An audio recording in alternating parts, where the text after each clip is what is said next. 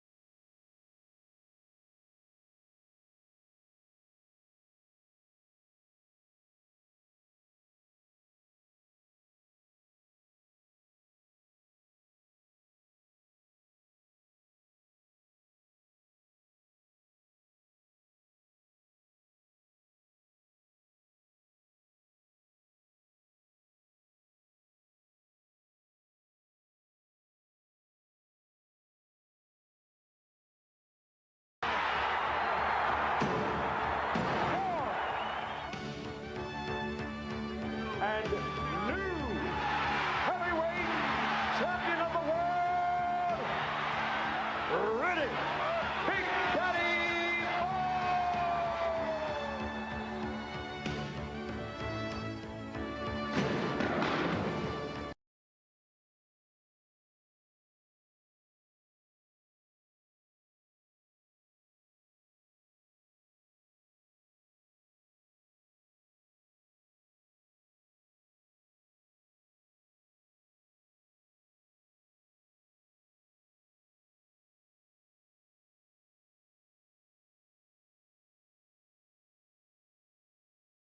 Live from Caesars Palace in Las Vegas, Nevada, it's time for the main event.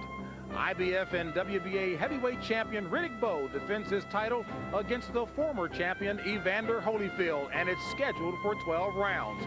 The main event is brought to you by Budweiser, proud to be your bud. So we return to the scene of so many major fights over the years. Hearns-Leonard, Holmes-Cooney, Hagler-Hearns, Hagler-Leonard, and now a rematch of the two most recent heavyweight champions. The corporate jets have all landed, and all of the celebrities, the high rollers, and the fans who attend major championship fights are settled at ringside and elsewhere in this 15,000-plus seat stadium outside of Caesars Palace. And the opening bell is just moments away. And folks, it's not just fight fans who are anxiously awaiting this match tonight. The current practitioners of the sweet science are also here. Oscar De La Hoya, the golden boy of the junior lightweight division, joins me, as well as the WBC lightweight title holder, Pernell Sweet Pea Whitaker. Fellas, thank you very much. Sweet Pea, first of all, let me talk to you. I guess so many folks have been talking, and if in fact I made you a middleweight, I know that you are a welterweight. So many folks talking about that fight back in September, the draw with Julio Cesar Chavez. Are you over it yet? Oh, actually I am, but I don't think the fans are over it. The fans are still screaming for a rematch. I think we had a press conference today. We offered him $7 million. He has until November the 12th to accept that.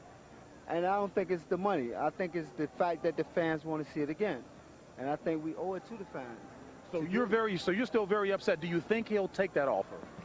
Well, hopefully he does, but if he doesn't, I don't really need him. I already proved to the world and to the fans that the fans know who's pound for pound the best fighter in the world. I know my family, my wife and kids know, you know, and I think that the fans, but they still want to see the Whitaker Chavez too, and they want to see it here in Caesars Palace. All right, and a number of fans have also been clamoring to see the golden boy of the junior lightweight division, Oscar De La Hoya.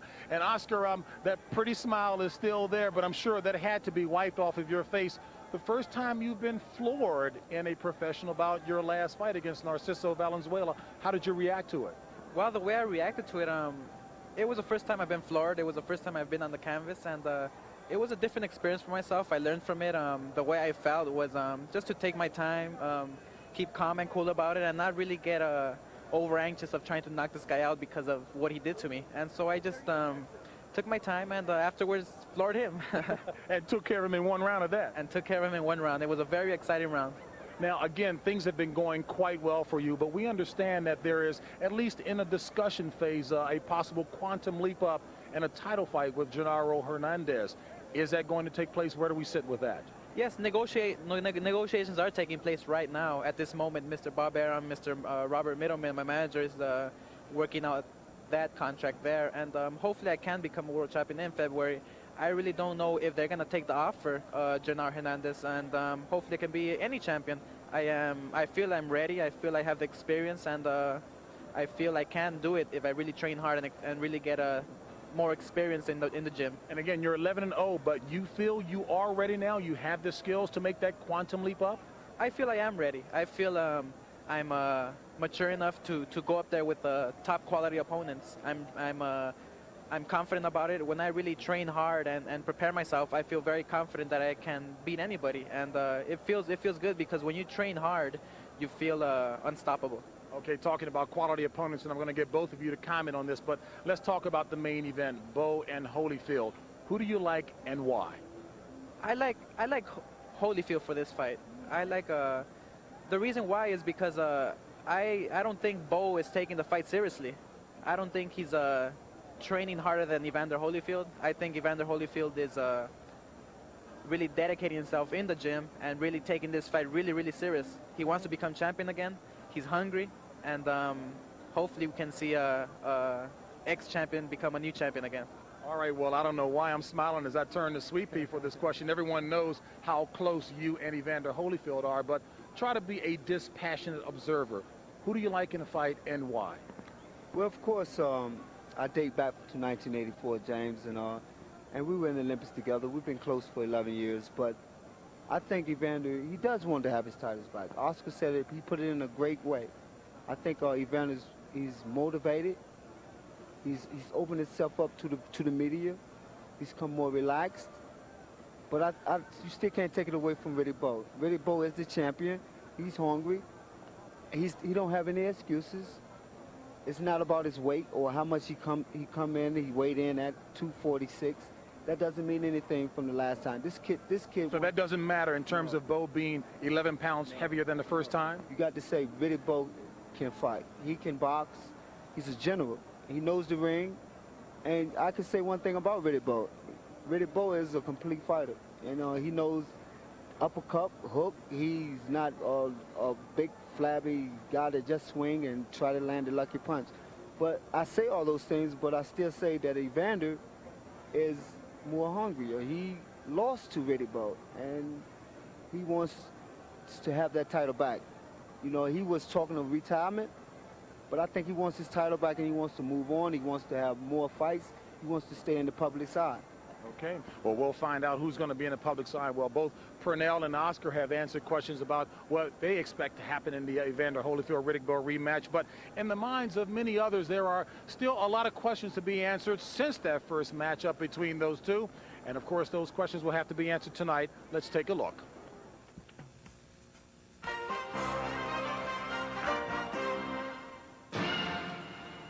The question I have really is, why is he doing it? I mean, man has all the money in the world now. What then has pushed Evander Holyfield back into the ring? I'm coming back because I want to be champion of the world again. I'm still 30. You know, I hadn't lost any ability. I didn't get hurt. I'm good health, and there's no reason why I shouldn't come back and win. He's confused. And being confused, he wants to clarify various different things. I felt that I would fought my best fight and not made so many mistakes and both beat me. I would just have to just realize that, you know, my time is up. but I realize that my time is not up. I guess he feels like I can help him clarify these things. And so we do battle once again. Well, I'm gonna weigh in where I'm comfortable. If it's 235, then so be it. If it's 240, 245, then let it be. I'm not going to kill myself to satisfy everybody else. There has continued to be a lot of speculation about Bowe's weight, especially when he reportedly came into camp at 290 pounds. Riddick enjoyed his time off after the Ferguson fight. He did that, and he put on some extra weight. Now, will these extra pounds that he's carrying slow him down? If they do, therein becomes one of Evander's big pluses. Absolutely nothing that we're concerned about. Bowe dumped conditioning specialist Mackie Shilstone and is now using Chaz Jordan, Holyfield's former weight trainer, to help him get in shape. A necessary exercise, but not Bowe's favorite thing. I like being home, my wife and children, and eating filet mignon.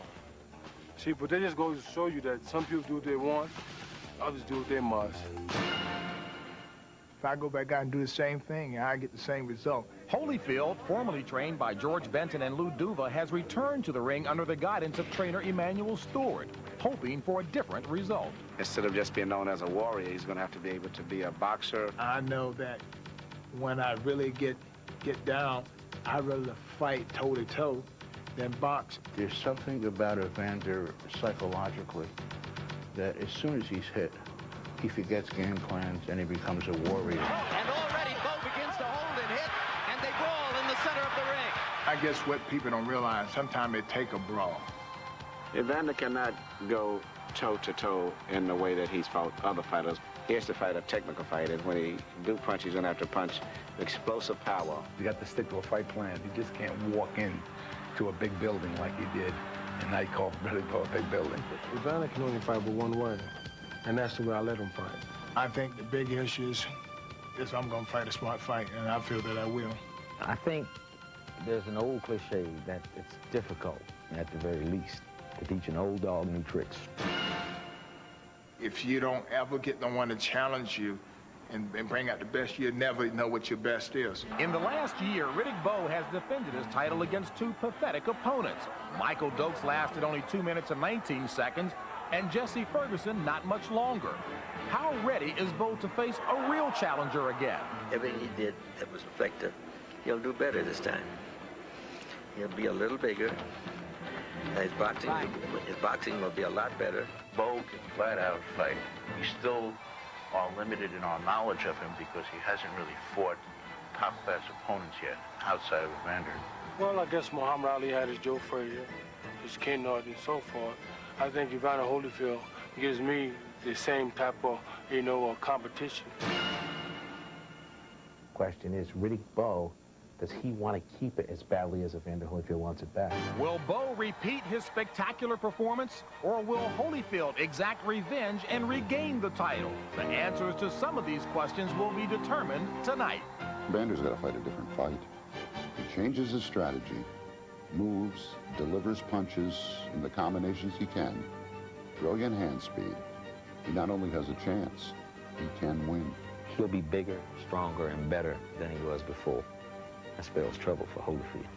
My plan is to win, and if I knock him out, fine. I can assure you and promise you right here now that Evander Holyfield will not see the 12th round.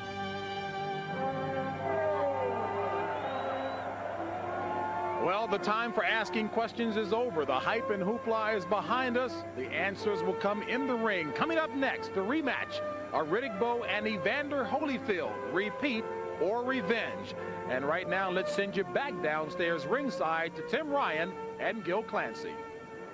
Well, thank you, James. Here at ringside, everybody's getting fired up for this, I'll tell you that. And this is a packed crowd, and they're anticipating a great fight. Gil, much has been made about the weights. Both fighters coming in more than 10 pounds heavier than they were for their first fight a year ago. But it strikes me that this is maybe much ado about nothing. Once you're up to 200 pounds, unless there's some huge increase in weight, it really shouldn't make much difference. Well, Tim, they have two of the best trainers in the world, in Emanuel Stewart and Eddie Futch. Believe me, both of these fighters are going to come in excellent condition. It's just insignificant. I think so, too. And that leaves us to the question mark for Evander being, will he stick to the strategy that he knows he needs to do to employ against Riddick Bowe tonight in order to have a different result than the last time? Well, Tim, I think the different result is going to depend on whether or not Evander can hurt Riddick Bowe with any punches to get his respect, and number two, to move him when he hits him. What happened in the last fight, every time Evander Holyfield landed a solid punch, he didn't move Riddick Bowe at all, and Bowe was able to counter right back and take the play back away from him.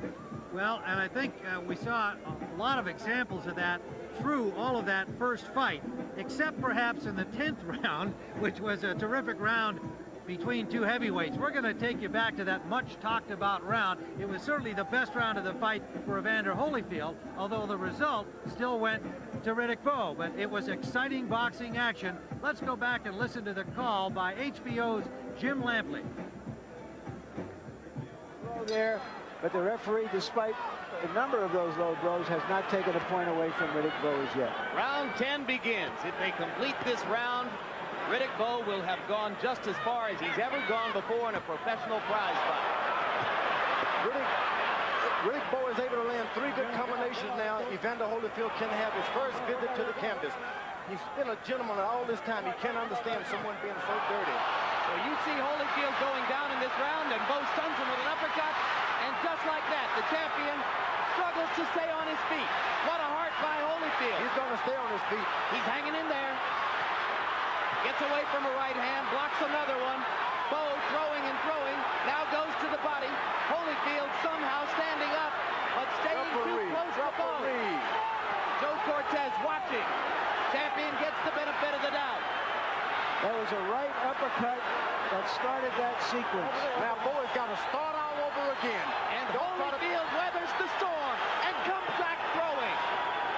If Bowe starts over all over again, he can do it all over again. Let's see if he has the patience. Evander Holyfield's incredible powers of recovery once again on display. Remember how he came back from the knockdown against Cooper and threw one of the great left hooks you've ever seen about 30 seconds later? At that time, Evander could see. This time, Evander Holyfield has no vision at all. That left jab has been the most devastating thing in his life. Holy is only resting from all of those punches he threw.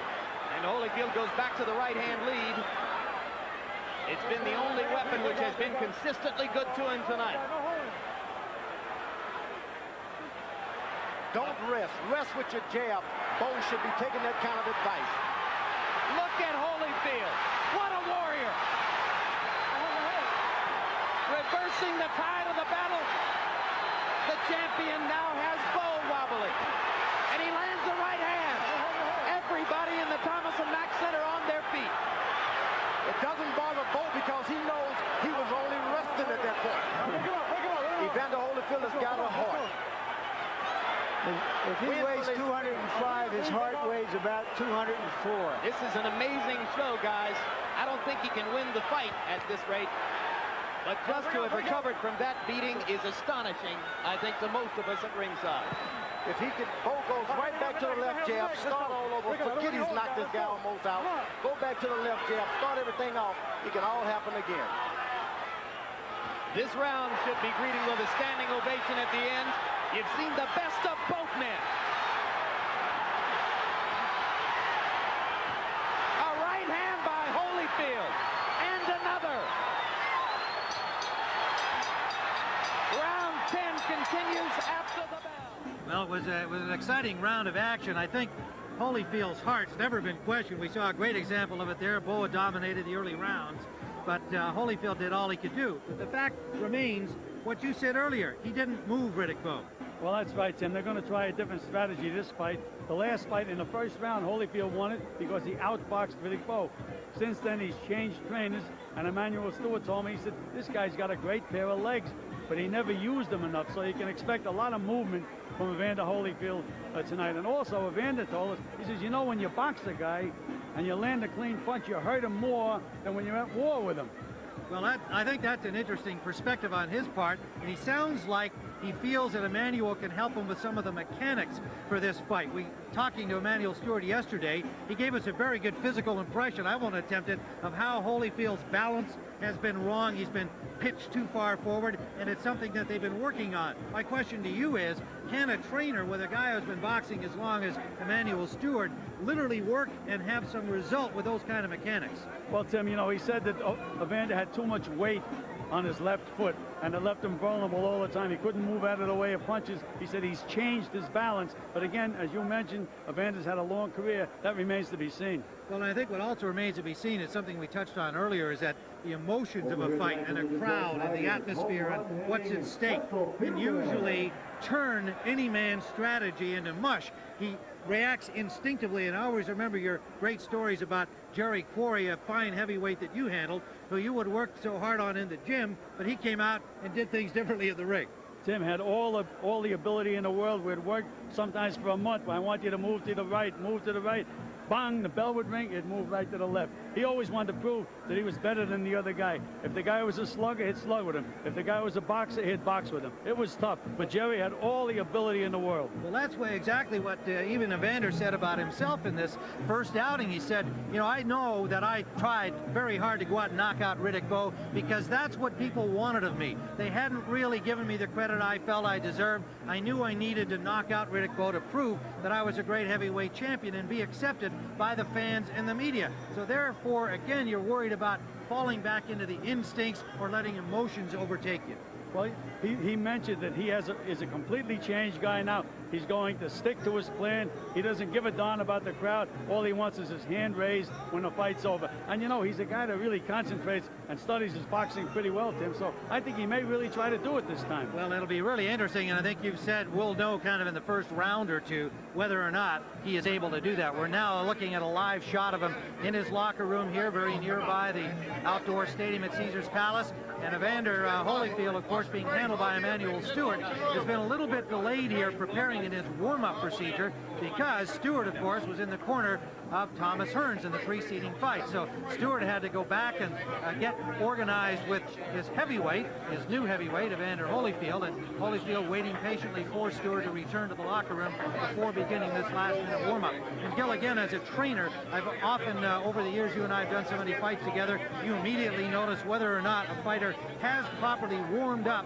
in the locker room before entering the ring. Perhaps you can expand on the importance of that. Well, Tim, they always talk about catching a fighter cold, and that's what they mean by catching a guy cold. If you nail a guy in the first round, if he hasn't warmed up properly, he's liable to go. Remember, we had a guy by the name of Tommy Morrison that got nailed in the first round just 2 weeks ago.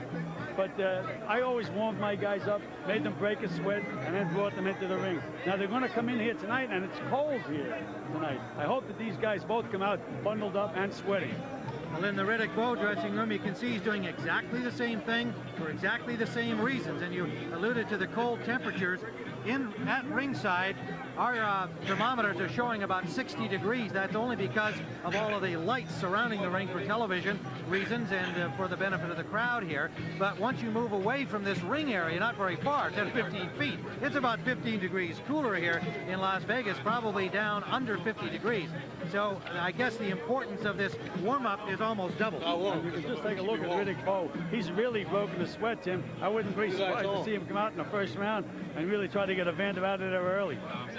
Now, we've talked about Holyfield's motivation and his strategy. What about Riddick Bowe? What does he have to prove, if anything, tonight in terms of performance? He's the champion who won this from Holyfield. He doesn't have to prove anything, Tim, but he's so proud. He has so much ability, and he's got a great heart. He proved that in the first Holyfield fight, and he's proud to be champion, and he said he would die rather than lose the fight.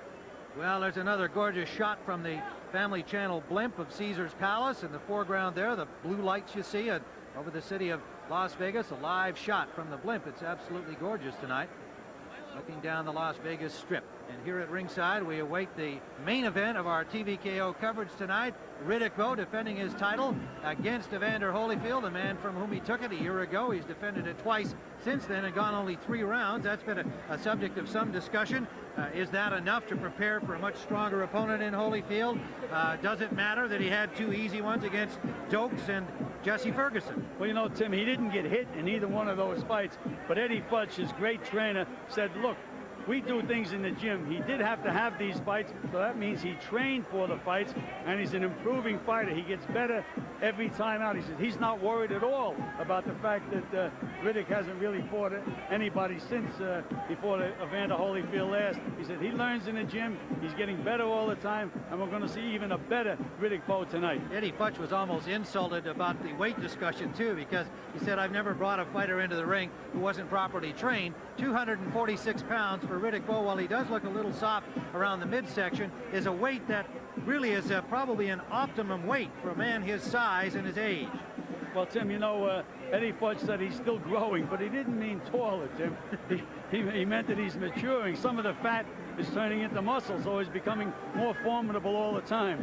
Well, he went up, of course, from 235 a year ago. That was his weight against Holyfield. Evander Holyfield, on the other hand, at 217 for this bout. He was 205 last time, so a 12-pound gain, but a designed gain for him. He wanted to be stronger. But interestingly, when he weighed in, because the weights really are unofficial for heavyweight bouts, there's no limit they have to make, of course.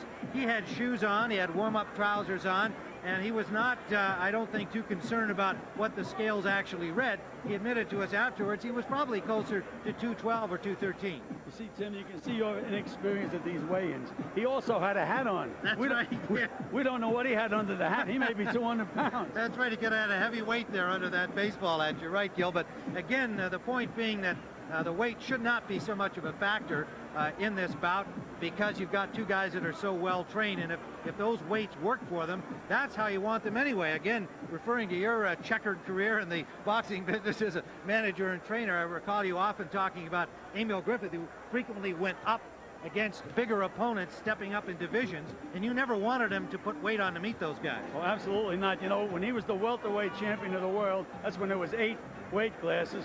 Dick Tiger was the middleweight champion. My guy was usually around 147 pounds. Tiger weighed 160 for the fight. My guy, after a big breakfast, weighed 150 pounds. I never wanted him to put on inefficient weight.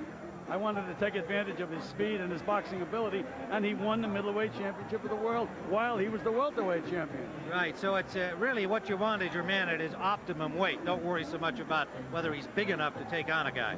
That's absolutely right. Well, that's the case here tonight. That's how the Holyfield people feel. Well, since we're still waiting for the fighters to come into the ring, we're going to take you back to round 11 of their fight a year ago, and you'll see Riddick Bowe start to regain the dominance. Some thoroughbred. 4 times in his career, Evander Holyfield has gone 12 rounds or further.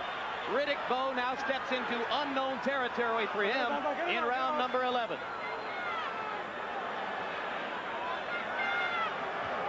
Neither fighter totally exhausted yet. Oh, Holyfield in serious trouble now. Bowen's got to be cool trying to finish him, though. There's the uppercut again. The mouthpiece is out of Holyfield's mouth, and he's going to go down. And Holyfield gets up very early in the count. 6, 7, 8. Second time in his career he's been knocked down. First time he has actually gone to the canvas. It could be all over for Evander Holyfield's heavyweight championship reign. He is not fighting back and seems to have no will to do so. To get out of this round would seem like a miracle. Bowe is not the finisher, but he sure is a puncher. And when you're a clean finisher, it takes years to know how to do it. All right, stop like this. Holyfield is going for the dance now. Champion begins to bounce again.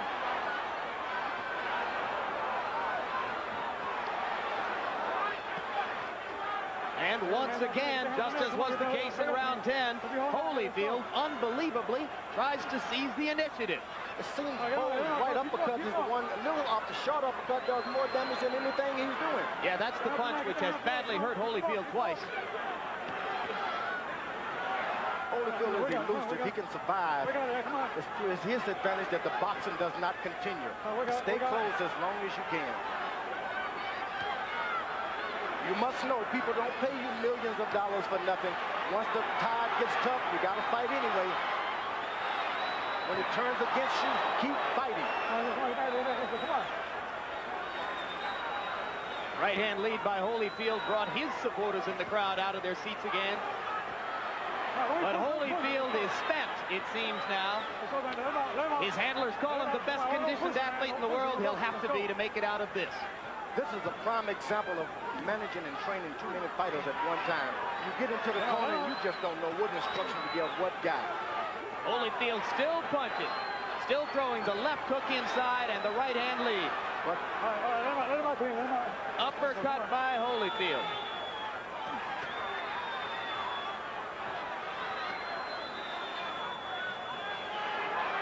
Blood spouting from the champion's mouth. His eyes almost completely shut. But he will not take KO for an answer in round number 11. Well, that was the end of round 11 from the first fight a year ago, in which, of course, Riddick Bowe was the victor. Now, there's the usual gamesmanship. I shouldn't say the usual, but it's not uncommon. But there is some serious gamesmanship going on that is adding to the delay we've had here in getting this going. This is a live shot of Evander Holyfield. We showed you earlier, warming up in his locker room, and this is a live shot. He's still keeping that sweat up, and he'll describe the importance of that prior to a big fight. Now, he is apparently concerned that Riddick Bowe is not ready to come out and will attempt to make Holyfield wait out here. And remember, it is cold. The fighters don't want to be standing out here, and because Bowe's the champion, he'll enter last, and Holyfield wants to make sure that Bowe is actually gloved and ready to come out. Holyfield's willing to come ahead of him. He simply wants to make sure that Bowe immediately follows. Well, he has sent his new associate, Hammer, the rock and roll rap star, over to Bowe's dressing room to have a look at Bowe to make sure that Bowe is indeed ready to come in once Holyfield makes his entrance. And Evander, we are told, is refusing to leave his locker room until he knows that Bowe is ready to leave his. And now we're in the Bowe locker room, and you can see he's got a wool cap on. Now, the cold temperatures may be a part of that reason, looking very relaxed, and still having his gloves applied here, the taping by Eddie Futch, his trainer. And so Holyfield actually has probably made a good decision, Gil, because it turns out that Bowe is not yet ready to come. Well, they must have a pretty good spy in Holyfield's dressing room, because he certainly did make a good decision. If he stood out here in this cold ring for 10 minutes or so, he certainly would cool down. And Bowe and Holyfield should both be ready. It should be up to the commission to make them come out. Well, it looks like Bowe has now finished the gloving process. You saw the final taping by trainer Eddie Futch, and Riddick Bowe now appears ready to come out, but the Holyfield people will not release Evander from his locker room until they know for sure that Riddick Bowe will be ready to follow in the time-honored tradition of the champion coming in second. And of course, ring entrances for major heavyweight bouts and other championship bouts are a big part of the spectacle. Both fighters expect it, but Holyfield wisely saying, I'm not going to go and stand around out there and wait for Bowe to show up. Well, you know, that's always been an old trick, Tim. To let the other guy stand in the ring, let him cool off, let him worry, and you come out 4 or 5 minutes later. But I think it's a trick that it just doesn't have any class. Well, I think you're right, and I think you made a good point about the commission here having to be in a position to enforce the fact that both fighters should be ready, and they should follow the commission instructions. Holyfield has been asked to start his entrance, but he has not made a move as yet. He's just outside of his locker room and wanting to be assured that Riddick Bowe is going to be following him forthwith. Now it does appear that they're getting ready to move Evander Holyfield from that area, but we have not seen him yet appear in the entrance to the stadium. And now it looks like he's starting to come forward. So Evander Holyfield attempting to become the fourth former champion. We mentioned Patterson and Ali. Witherspoon, of course, had one of the titles at the time that he came back to beat Tony Tubbs, having lost the heavyweight championship. But Larry Holmes was the champion at that time. It was considered to be the people's champion. But of course, in the Ali and Patterson time, they were the only heavyweight champions. And Ali did it twice, coming back to regain his crown after losing it. Floyd Patterson, of course, in that memorable victory over Johansson.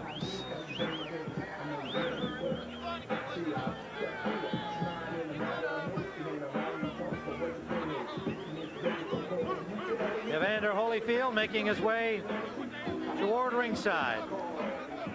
And he looks very, very calm and very cool, Tim, Evander Holyfield. He seems to be under control. I don't think that Bowe's tactics bothered him too much at all. And I think he's going to be ready once he steps into that ring.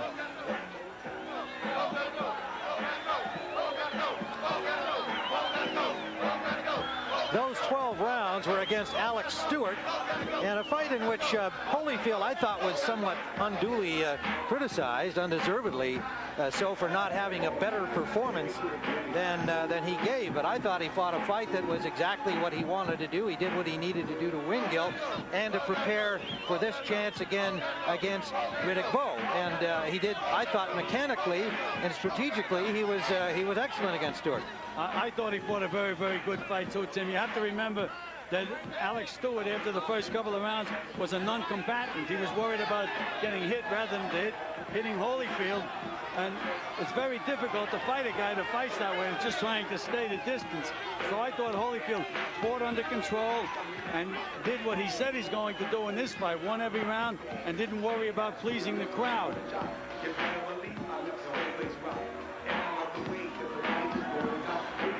Evander Holyfield, who has often been described as a great warrior, and to some extent that hurt him in the last fight against Riddick Bowe, because he was so determined to show that he was more than just a warrior, but a man who could knock out the bigger Riddick Bowe. He's led in by Hammer and the rest of the Holyfield entourage. Emmanuel Stewart comes through the rings in his gold jacket. And here comes Evander Holyfield, a former heavyweight champion, the challenger tonight.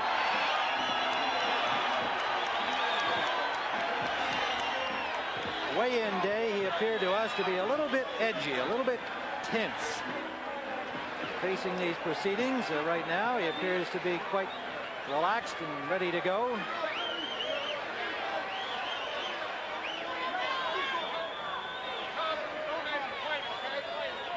Well, Tim, again, we're approaching the most exciting moment in sports, in my opinion, the heavyweight championship of the world. When the announcer says that, I get goosebumps. Well, that's what brings out 16,000 people live, and of course millions watching around the world on our telecast. And here comes the champion, Riddick Bowe. It is a celebrity-studded audience here, as always, for these big fights, and a heavyweight championship is the biggest of them all. He's making his second defense of the IBF crown, defeating Michael Dokes and Jesse Ferguson. We mentioned only 3 rounds of boxing required for Bowe in those 2 fights.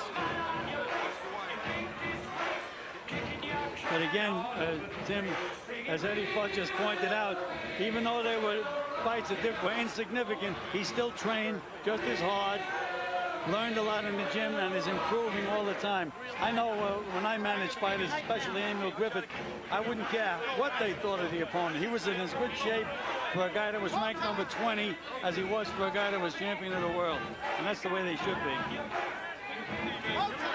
Riddick Bowe, people forget, was an outstanding amateur before he got into the pro ranks. He was the '88 Olympic silver medalist, a bronze medalist in the Pan Am Games, losing to the man we saw earlier tonight, Jorge Luis Gonzalez.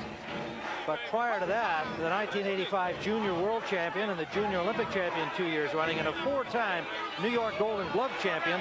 And that is the toughest Golden Gloves there is in this country.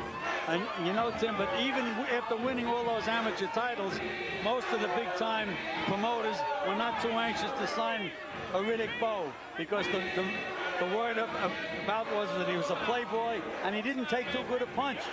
But Rock Newman had faith in him, invested his own money, and this is the result. So Rock Newman deserves a lot of credit. He does indeed. He was the guy who went with Bowe, and it's turned out well for both of them. Riddick Bowe with victories over the likes of Art Tucker, Pinklin Thomas, Bert Cooper, Tony Tubbs en route to his title victory over Evander Holyfield. And his last outing was last May, the second round knockout of Jesse Ferguson. Building a beautiful home down in Fort Washington, Maryland for his wife and 3 children. Riddick, Rudisha, and Brenda Joyce, the youngest, a 3-year-old girl. He loves families. He comes from a large one.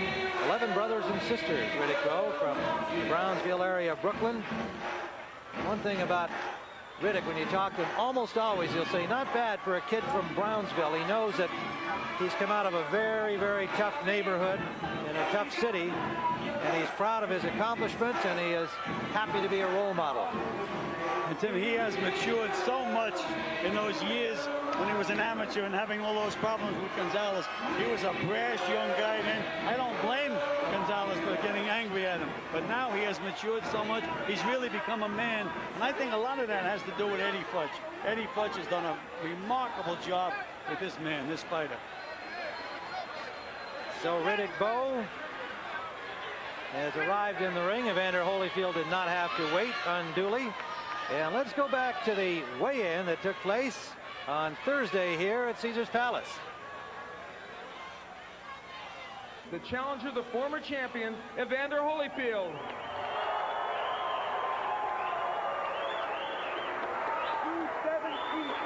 Evander Holyfield weighs in at 217 pounds. Next up on the scales, the man who holds the WBA and IBF World Championships, Riddick Bowe. 246. He weighs in at 246 pounds. Well, Riddick Bowe looked like he was doing an underwear commercial at the weigh-in. He came in at 246, and we mentioned earlier that Holyfield was wearing his shoes and a warm-up pants and a hat and who knows what under it, but he did acknowledge afterwards that he probably weighed closer to 212 or 213. And there is the tail of the tape. You see the comparison in the last fight, which was a year ago. We're in the month of November now, of course.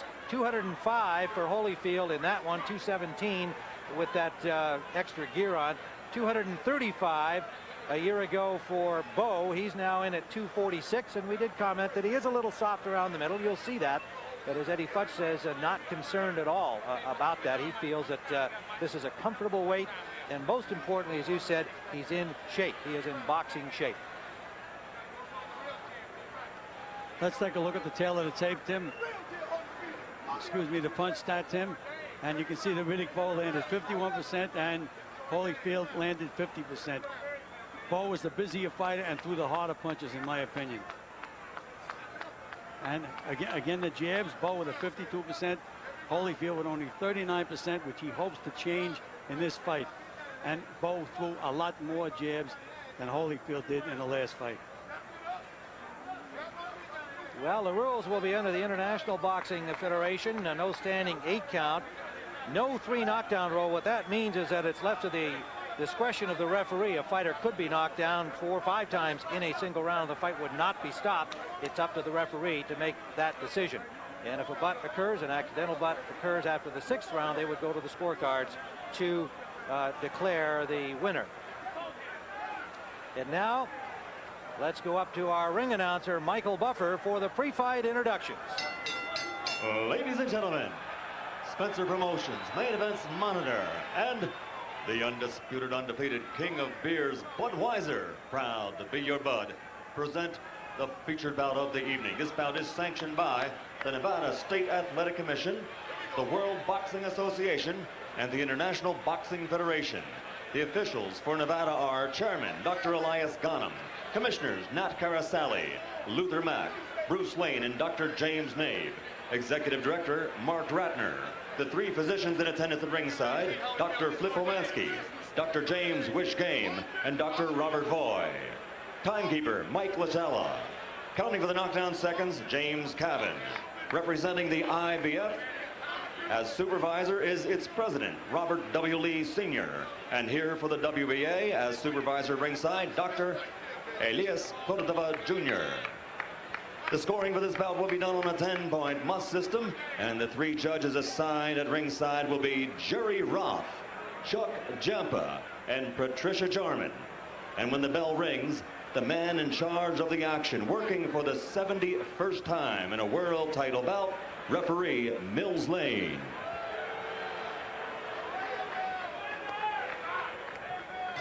And now, ladies and gentlemen, from the site where legends are made, Caesar's Palace in Las Vegas, Nevada, let's get ready to rumble!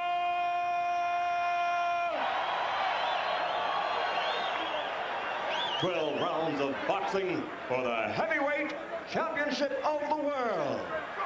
Introducing first, fighting out of the blue corner, wearing the gold trunks with black trim and weighing 217 pounds. This 1984 Olympic medalist has a professional record of 29-1 with 22 KOs.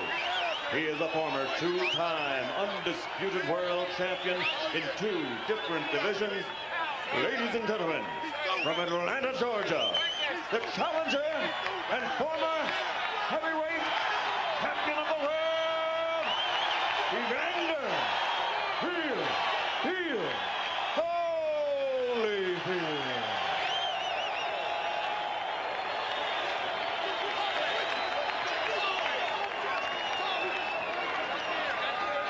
And across the ring, his opponent fighting out of the red corner, wearing the white trunks with red trim and weighing in at 246 pounds. He's also an Olympic medalist, winning super heavyweight silver in 1988. Since turning professional, his record is a perfect 34-0, 29 by knockout victory. And tonight, he defends his title for the 3rd time. Ladies and gentlemen, from Brooklyn, New York, presenting the undefeated heavyweight champion of the world, Riddick Big Daddy Bowe!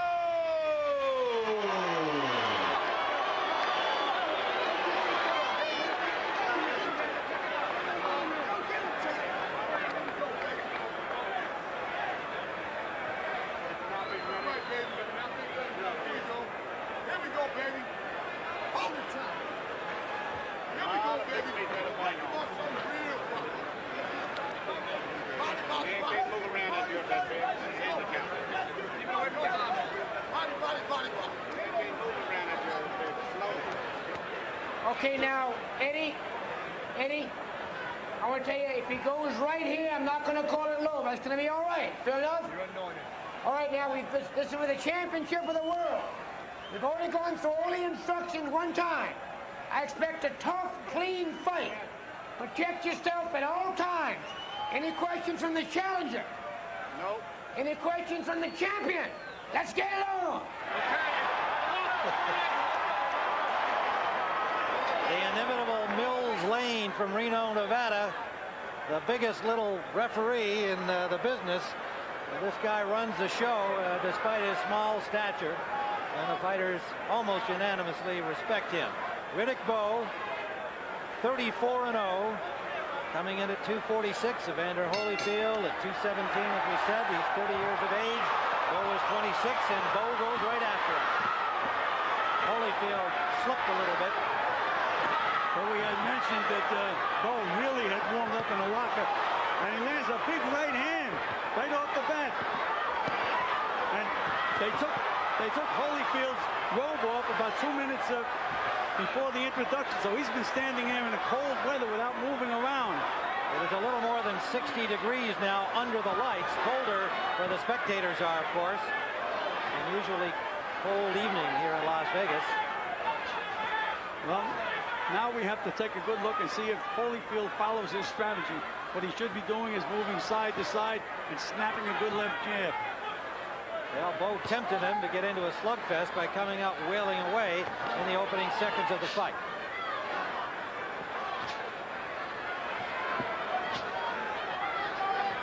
We had mentioned, Tim, that Holyfield has to hurt Bowe with a punch, or he has to be able, at least be able to move him with his punches.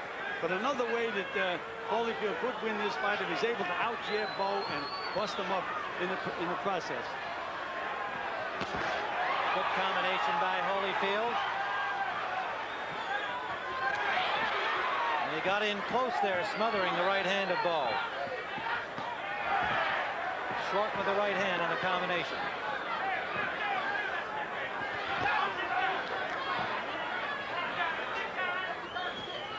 Well, Holyfield is surprisingly, he's not really moving side to side, moving in one direction or standing right in front of Riddick Bowe. He landed a good counter left in the last exchange. Bowe blocked those last two punches. Fires back with a jab to the eye of Holyfield.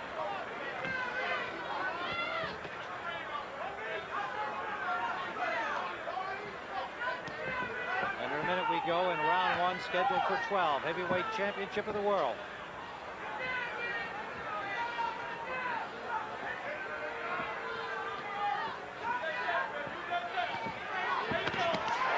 Counter left from Bowe after the lead from Holyfield landed. Riddick Bowe, 246, has still had excellent hand speed. Very fast for a big man. That's the key to Riddick Bowe, that those fast hands belies the fact that he's such a big, heavy guy. Landed the jab. Holyfield jab back.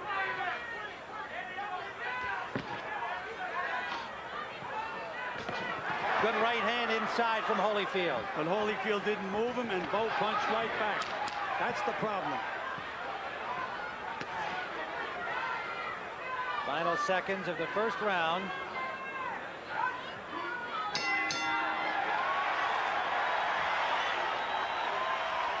A look from the blimp down at Caesar's Palace on the Las Vegas Strip. A cool evening in Las Vegas. Hot times in the ring. We're in the corner of Riddick Bowe. You want to start setting your man up with the jab. Double the jab. He's counting on every jab you throw. Okay. Double your jab. Feint and stick. Either feint and stick or double the jab. And keep the try to keep the pressure on it. Okay.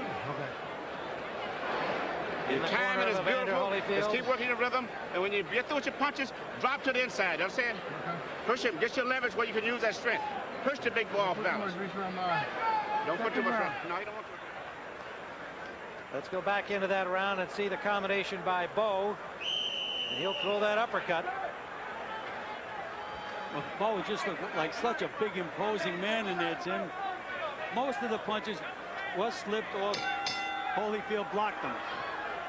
I thought both fighters landed a couple of clean punches, but that was about all in that round. I was surprised at the punch stat. You heard the instructions in the corner, and you heard Evander Holyfield say don't put too much of that grease, meaning the Vaseline, around his eyes. And of course, there's lots of tension and excitement in the corners, and the cooler corners can really do a big job for their fighters in a big fight. They've got to be really on top of things. I think the key was that Emmanuel Stewart told Holyfield to double up his jab.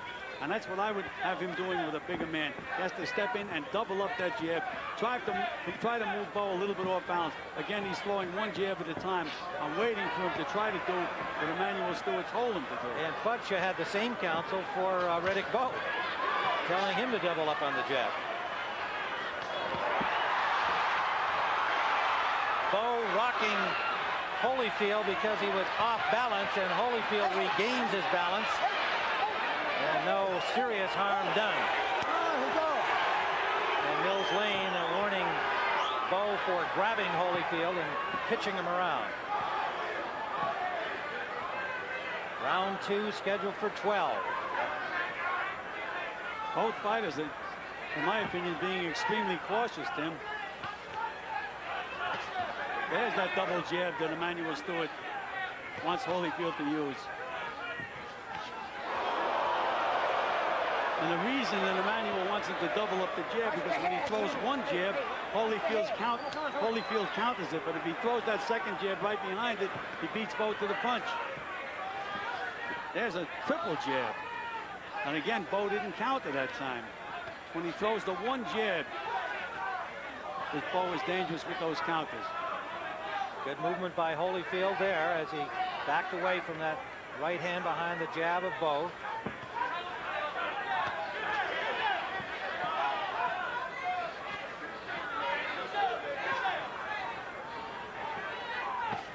Right hand lead landed by Holyfield, sneaking it down the pipe, and a short left hook inside. Again, we have to worry. There's that combination by Bowe. Bowe has that tremendous right-hand uppercut inside, which we know that Holyfield is aware of because he told us so.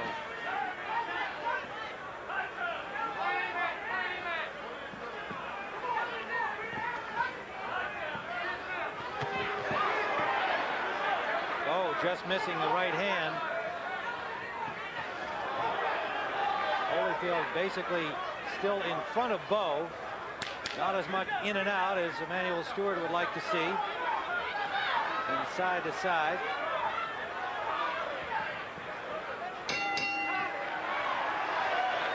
That's the end of round 2. And we're in the Bowe corner. Okay.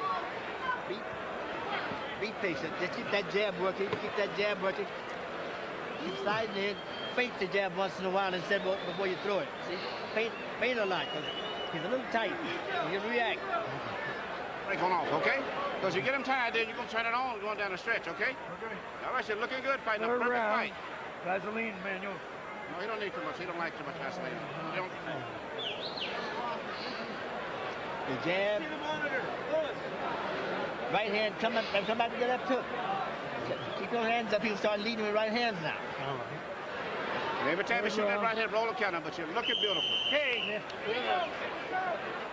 Well, it is an absolute treat to listen to these two great trainers working in the corner. Gil, you are a great trainer. You were of many outstanding fighters. I know you enjoy being able to hear Emanuel Stewart and Eddie Futch playing their own little match against each other. Well, Emanuel Stewart is playing mind games with Evander. He's telling him, you're looking beautiful, you're looking beautiful. You're gonna come on down the stretch, and Eddie Futch giving Riddick Bowe good advice. He said, keep using that jab, be patient, a lot of feinting, and keep snapping that jab. And that's what I thought won the last round for Riddick Bowe. I thought he just out-jabbed Evander Holyfield in that last round. Mills Lane warning the fighter to watch their heads.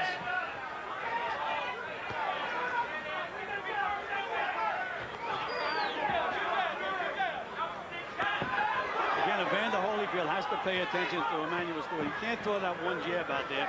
He's in against the bigger man. He has to move in and double up his jab. And Bowe with two sharp jabs of his. And a good counter to the right hand from Holyfield. And the Bowe jab starting to show some effect here in round 3.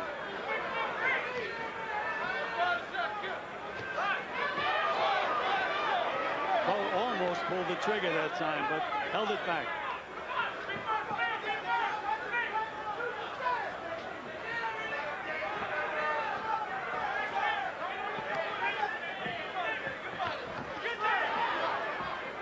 Holyfield ducking under the overhand right from Bowe. But Bowe comes back with a combination. A good counter back from Holyfield on the right hand.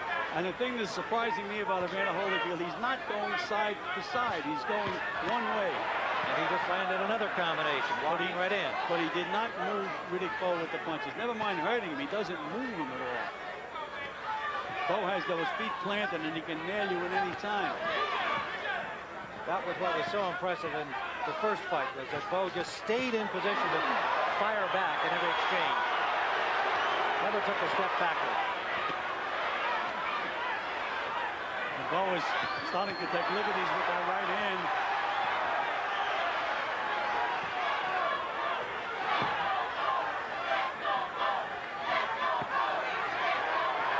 Short left hook lead landed by Holyfield. Scoring some points in this round, but as Gil points out, they're not able to move Bowe in any way so far. And Bowe, 30 seconds we go. And Bowe does move him, and he snaps that jab or throws these punches.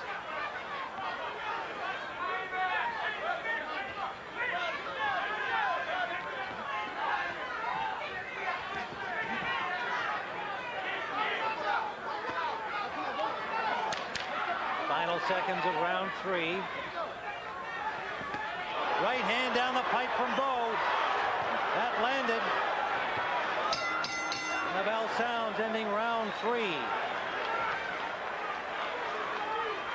We're live from Caesar's Palace on TVKO. Beginning to slow in down the corner now. of Riddick Bowe. Keep that stick going. Keep that stick going. When you get him near the ropes, how about you use your hook and cross? This is back in round 3, and Holyfield landing a left hand, and Bowe complaining about being thumbed. Now, these are attached thumb gloves, and they are supposed to be able to prevent the effect of that. But Tim, sometimes the glove, without thumbing him, scrapes across the eye. And Tim, it's worse to get thumbed like that than it is to get hit with a solid right hand. Can throw you all off balance. Just a unfortunate thing to happen in a fight. Later in that round, you saw Bowe with his good work inside, and that uppercut that was so effective in the first fight in evidence again. This is round number 4. Also the big right hand by Bowe right at the end of the last round.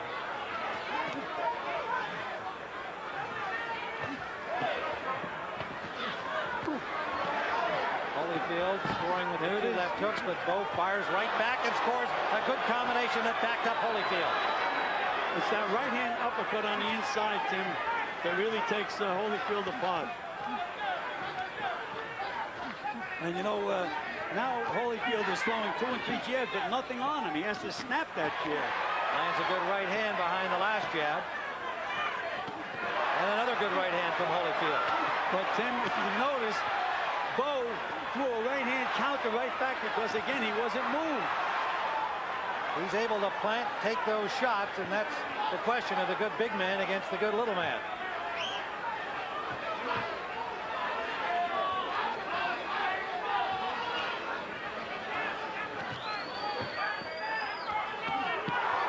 And there's that counter by Bowe again. Good right hand, and Bowe working inside here. Lands 2 more shots. Those short blows inside. Very effective for such a big, long arm man. Well, Holyfield is fighting the wrong fight now. He can't fight Bowe on the inside. That's for sure.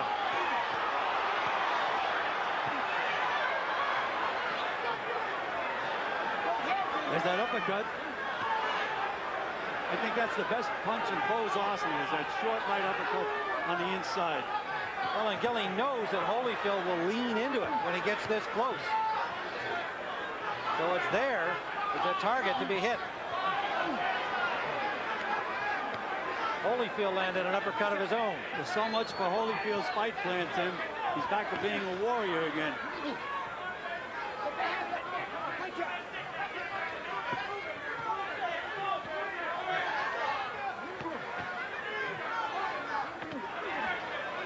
Solid shot to the body from Bowe. Right hand from Holyfield. That landed. Comes back with a short left. But again, he can't make Bowe go anywhere. Bowe nails him to the belly.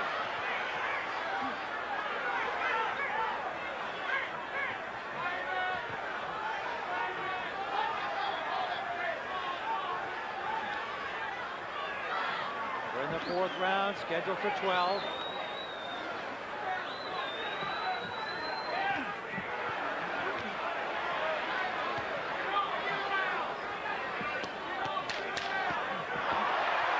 Fighters landing on the infighting here. And Holyfield staying right there and banging with Bowe. And he lands a good combination at the bell. The bell is sounding and they're still punching.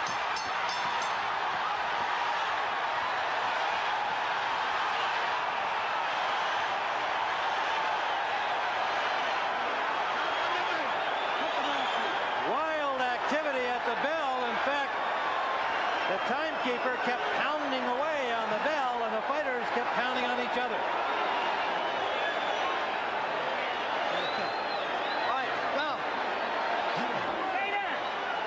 And there is a cut on the left eyelid of Riddick Bowe and one high between the eyes. The one on the eyelid, Tim, is a small cut, but it's in a dangerous place because it's in the eye socket. It's underneath the eyebrow. And there's head contact by Bowe there. This is right at the end of the round. The bell sounded and they kept firing away. The handlers coming in to break them up. But damage has been done to Riddick Bowe. In that final exchange, we'll keep a close eye on the cut on the eyelid particularly. round 5.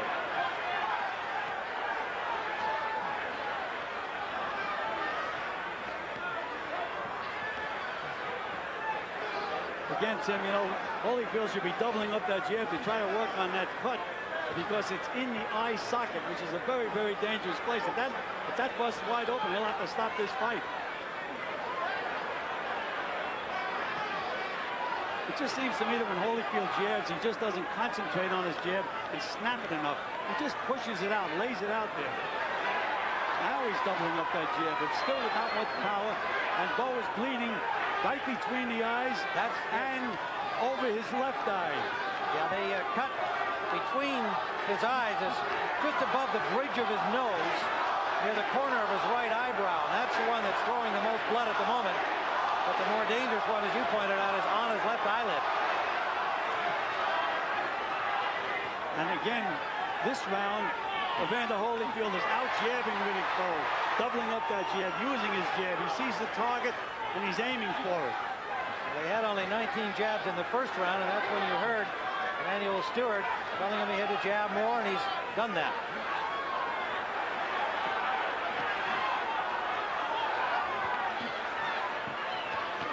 Good left from Holyfield. And look at the counters from Riddick Bowe. Again, Holyfield landed the good left, but left himself wide open. And Holyfield made, Bowe made him pay. This is the way Holyfield should fight the entire fight. Use that left jab, side to side, back in front of him. Use the jab again. Short with the right hand was Holyfield. Under a minute to go, round 5. Riddick Bowe soon be tasting his own blood for the first time in any serious way since he's been a professional in 34 fights. 1-2 by Holyfield, good left hook. And you know, Riddick Bowe, Tim, he always swelled in fights, but never cut. It's amazing. Usually if a guy swells up, he's ripe to be busted open, but not Riddick Bowe. But he always swelled up in fights. So his eyes always had swellings after the fight. Right hand by Holyfield, and that's the first time he was able to move Bowe back. Bowe is backing up. Bowe is another right, a left hand from Holyfield. And Bowe is wobbling, Tim. Yes, he is. He's in trouble. Holyfield pressing the advantage now, backs Bowe to the ropes. Another right hand. And Bowe looks hurt and tired. The champion in difficulty at the end of round 5. Let me see that. I got it, Doc. Give me a shot. I just want to see it. There, that side, right here. Get the hands up. Get your hands up and move. Hands up and move. Jab and move around until you just... A good solid right hand inside off that left lead by Holyfield, and then that good left hook. That got Bowe's attention. Tim, there's a good right hand. That answered our question, too. He certainly did move Bowe, hurt Bowe, and move Bowe with those punches. Riddick Bowe was wobbly at the end of that last round. First time that he had been able to back him up. Jab and move, okay.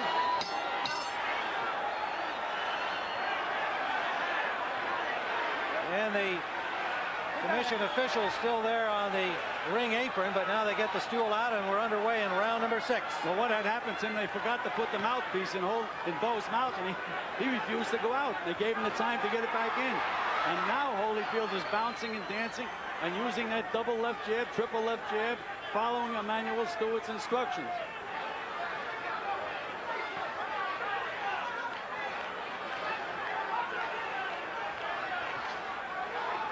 Riddick Bowe not eager to lead here in the early part of round number 6.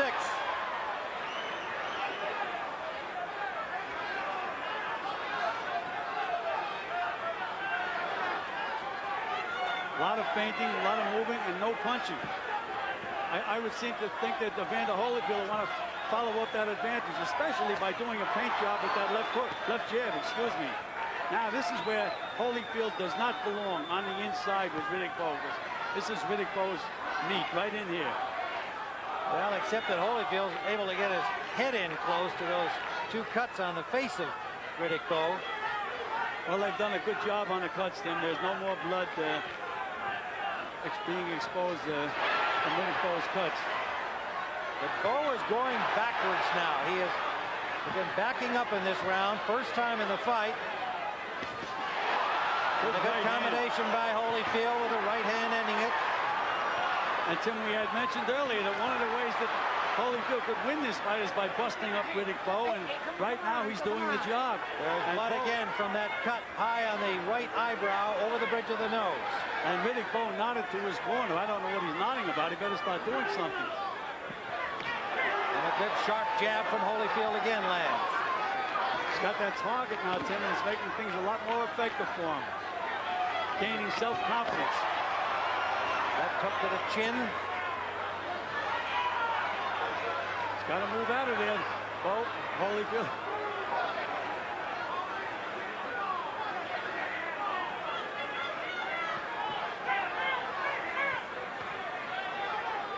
Now Bowe walking in with his hands up, not looking to deliver blows. Yeah, I just really don't know what Riddick's thinking about, Tim. I think he's lost some confidence, Gil. I think he's a little bit concerned, as he might well be, about those cuts. Now banging to the body.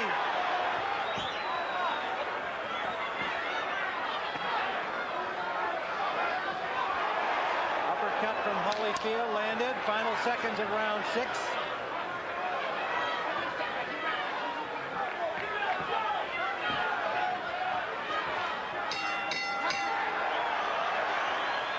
Good round for Holyfield. Let's go to the Bowe corner.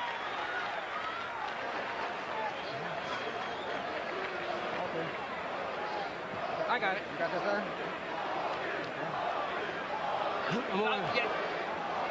Keep those in combination, the hook and cross, the hook and cross. And when you're standing in front of him, Bowe, you got to be first. All right. Yeah, you got to be first. Let's take a look at Evander Holyfield in action. Here's that left hook, straight right hand, right down the pipe. Same combination, left hook, right hand. Evander Holyfield on target. And let's have a look at Clance's scorecard through 6. I have the fight dead even at the moment, Tim. I gave Holyfield a 2-point round in that 5th round because I thought he had Bowe in serious trouble. Holyfield landed 76% of his shots in round number 6, 28 out of 37. And Bowe, although he threw 38 times according to Punchstat, he landed only 13.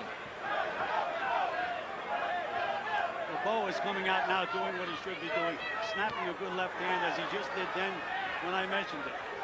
Looks like Eddie Futch has got his attention again. You saw them working on that cut, particularly the one that's dripping blood down the bridge of his nose. Good right hand by Holyfield. That brings Bowe firing back.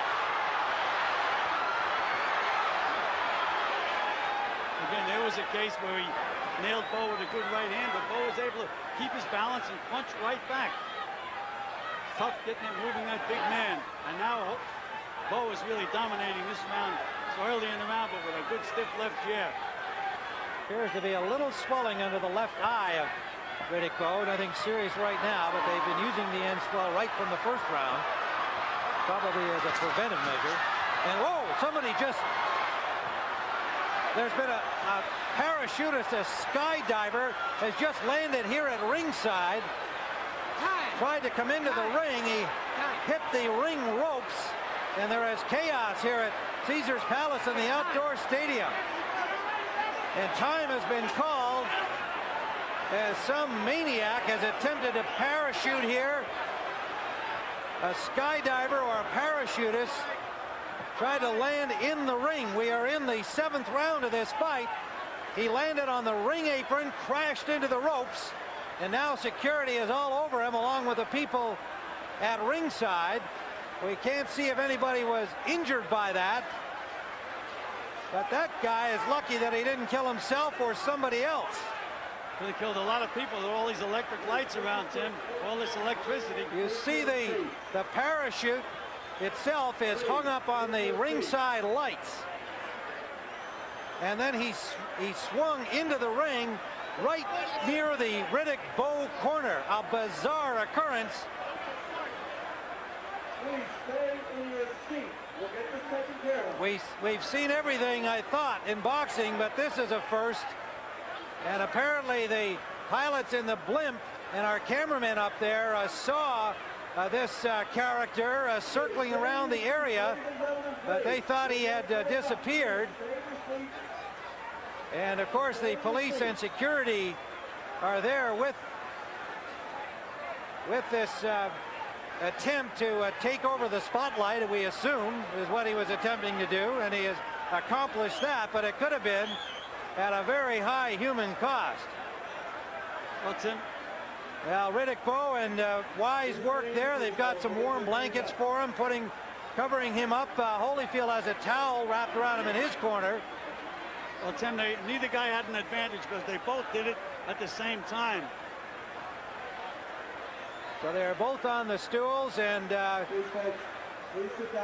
clearly this is a first in boxing history, and not a distinguished first. We're going to show you watch the left side of your screen where the Bowe corner's in the foreground. See the photographer's looking, and he landed on the top ring with his parachute hung up on the overhead canopy and the lights. And then he falls back into the spectators at ringside. That is a press area, of course. Still photographers and reporters in that immediate area around ringside. And security was very quick to get over there and grab a hold of this guy.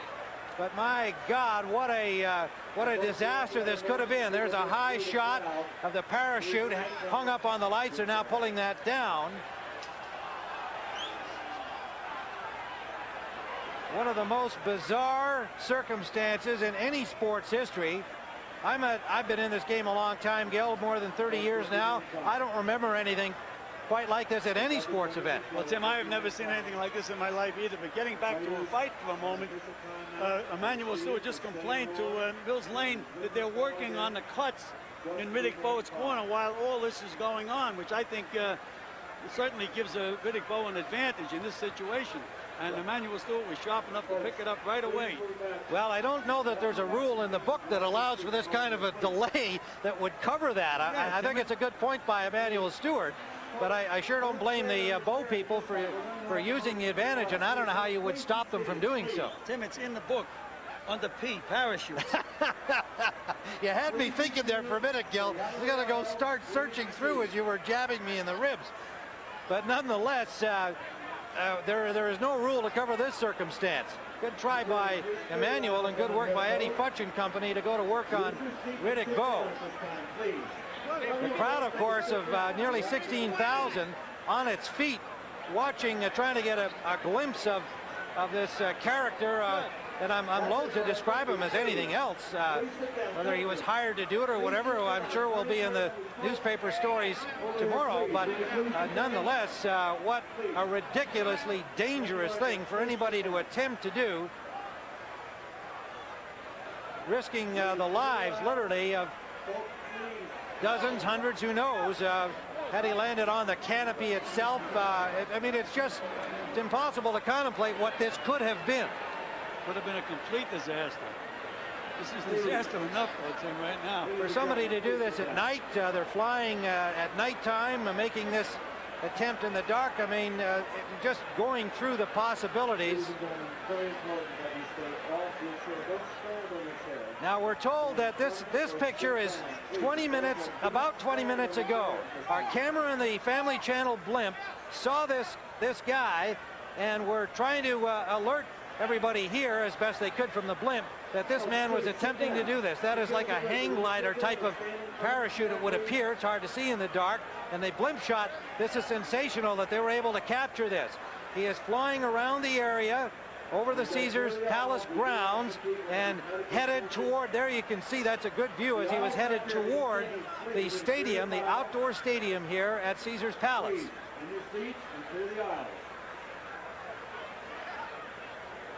Well, we will attempt to have somebody get word from the police and security people if this lout has any comment to make about this bizarre, dangerous attempt.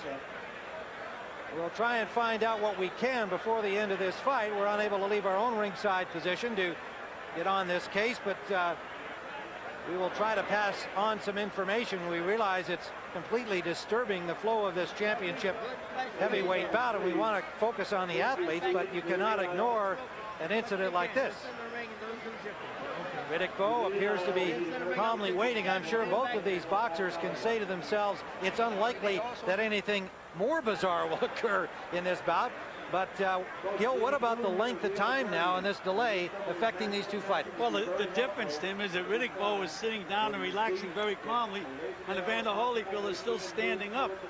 Well, he was seated. He's obviously chosen to stand up. Well, perhaps he wants to not get stiff. That could be too, Tim, but again, it's a long rest period for Riddick Bowe, and looked to me like he was starting to run down in that round, in the fifth round, but now he's going to be back fully charged again, as will Evander Holyfield. This incident occurred in round number 7.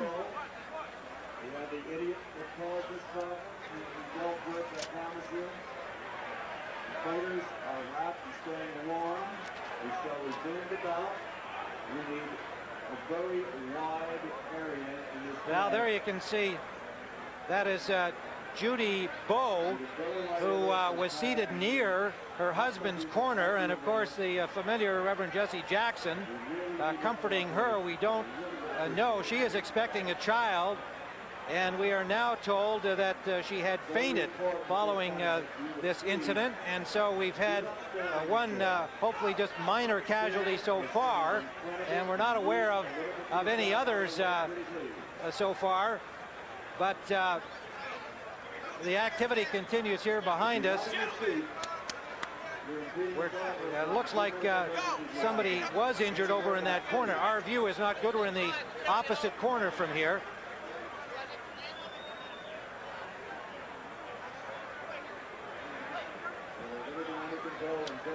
And so at least one person has been injured and is being attended to near ringside. And they are bringing a stretcher in behind us. That's immediately behind our ringside position. So at least one person needs medical attention. And you saw Judy Bowe being escorted away from the area by the Reverend Jesse Jackson. So we're going to have some considerable delay here in this absolutely bizarre circumstance.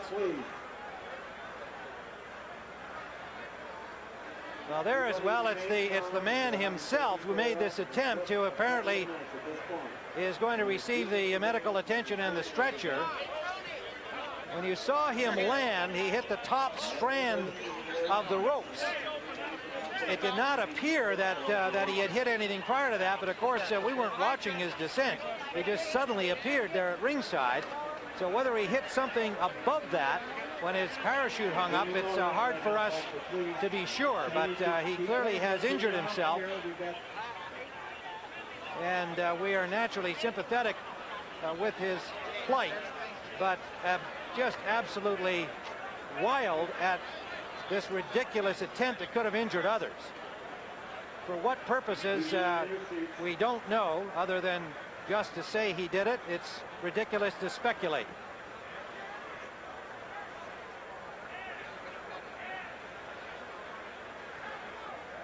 When he hit the ropes, it did not appear that that he had really injured himself as my glance was taken over there. But what happened after that, we were unable to see. Well, it looked to me, Tim, as if some of the spectators started to throw punches at him as he fell down onto the ground. Did you see that? Oh, yes, I certainly did. Yeah. It looked like they were really doing a job on him. Well, he landed on the ring apron. That is an area that is occupied by still photographers. He was very near the Bowe corner, so there would be some boxing people in that corner, the handlers of Riddick Bowe. And then immediately behind him, I believe that is a press row behind the first row of photographers. I believe that is also press seating in the few rows that are immediately behind the photographer area, which is right along the ring side itself.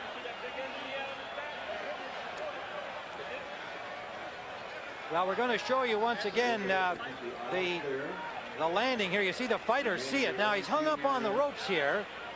He's landed literally on the top strand. Obviously he was trying to land in the ring. He's hung up. Now he's being pulled down. And this is where, all right, now we're seeing that it would appear that the injuries came from this reaction by the people there. In fact, we see one man swinging a radio. And you can see the parachutist now, the skydiver, slumped down from apparently a blow. We won't, again, speculate further on exactly how the injuries occurred, just what you can see on the screen.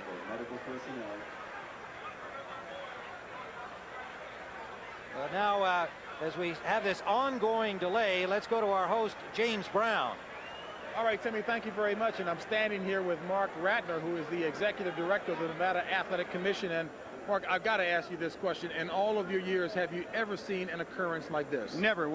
It's the furthest thing we would ever expect. Out of the sky, this guy, crazy man comes down. Given the circumstances, what will be the procedure from here? As soon as we get the injured person, whoever it is down there, out of there, the ambulance takes them out, or the paramedics, we're going to start the fight. There's a minute 10 gone in the 7th round. We'll start right from there. There'll be a minute 50 left. So there will be no additional delay. You will pick right back up and get the action back going. up. Absolutely.